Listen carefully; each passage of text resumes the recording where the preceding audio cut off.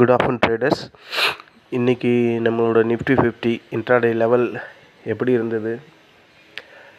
ஒரே ஒரு ஆப்பர்ச்சுனிட்டி கூட கொடுக்கல, அதுதான் உண்மை. ஆனால் நம்மளோட ரெசிஸ்டண்ட்டை போய் அவன் தொட்டான்னு நினைக்கிறேன். இன்றைக்கி நம்மளோட நிஃப்டி 50 ஒரு 80 பாயிண்ட் கேப் அப்.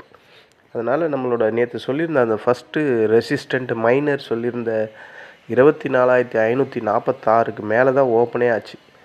அந்த மைனர் ரெசிஸ்டன்ட் தான் இன்றைக்கி ஃபுல்லாகவே அது சப்போர்ட்டாக மாறிடுச்சு.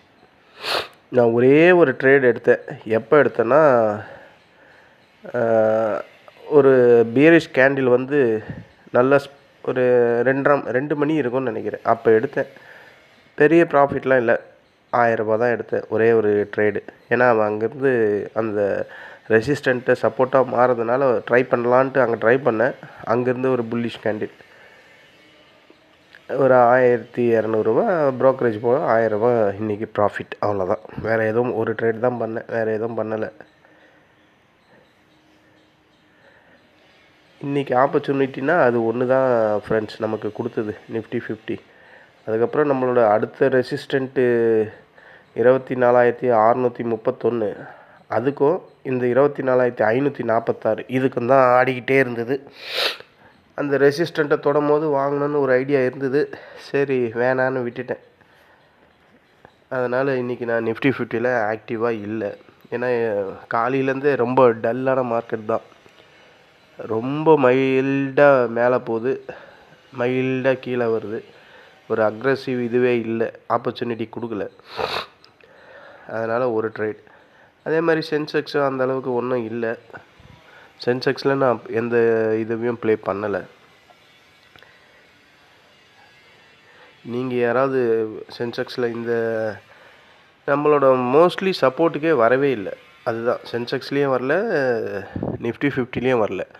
ஒருவேளை நாளைக்கு வீக்லி எக்ஸ்பைரி நிஃப்டி 50 நாளைக்காக வெயிட் பண்ணிவிட்டு இன்றைக்கி ஒரு 145 பாயிண்ட் ப்ளஸில் முடிஞ்சிருக்கு. 24,632. நேற்று 24,487 முடிஞ்சுது. ஒரு 145 பாயிண்ட்டு ப்ளஸ்ஸு. எனக்கு மைண்டில் என்ன தோணுதுன்னா, ஒருவேளை எஃப்ஐஸ் இன்றைக்கி பையிங்கில் இருப்பாங்களும் தோணுது. அவங்க பையிங்கில் இன்றைக்கி இருந்தாங்கன்னா நாளைக்கு கண்டிப்பாக மார்க்கெட்டை போட்டு ஒரு சாத்துவாங்கன்னு தான் தோணுது. பார்க்கலாம், எஃப்ஐ ரிப்போர்ட் வந்தால் தான் தெரியும்.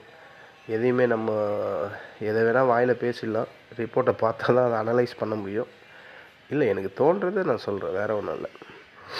இதுதான் ஃப்ரெண்ட்ஸ் இன்றைக்கான post market report Nifty 50 and Sensex. Nifty 50ல் ஒரு ட்ரேட் பண்ணதில் ஒரு 1000 ரூபாய். சென்செக்ஸில் நான் ஆடவே இல்லை.